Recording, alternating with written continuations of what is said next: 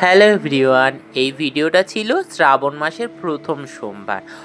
এই দিনটা বাবার কৃপায় সুন্দর করে পুজো করতে পেরেছি। তো চলো কিভাবে আমরা প্রথম সোমবার পালন করলাম সেটাই দেখি। এখানে পঞ্চামৃত রেডি করে নিয়েছি, এখানে বাবাকেও বসিয়ে নিয়েছি থালাতে। এবারে প্রথমে টুকটুকি বাজিয়ে বাবাকে আহ্বান করলাম, করার পরে তারপরে প্রথমে জলসংঘ দিয়ে অর্চন করলাম, তারপরে ঘি এবং মধু দিয়ে সুন্দর করে বাবার গাটা দিয়ে দিলাম। তারপরে শুদ্ধ গঙ্গা দুধ বাবার অভিষেক করলাম।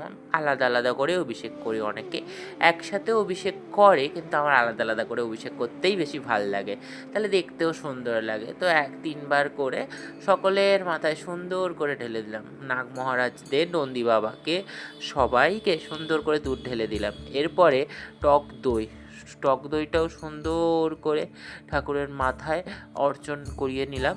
তারপরে এবারে এটা ভালো করে একটু মাখিয়ে নিলাম, কারণ দুধ দই মাখালে শিব ঠাকুর একটু চকচক করে, সাথে ঘি মধুও।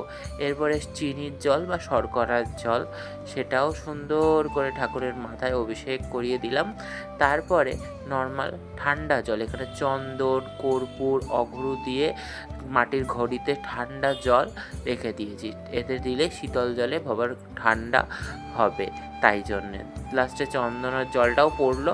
এরপরে পুষ্প অভিষেক করলাম সুন্দর করে পুষ্প অভিষেক করার পরে এরপরে চলো ঠাকুরকে সুন্দর করে সাজানো যাক।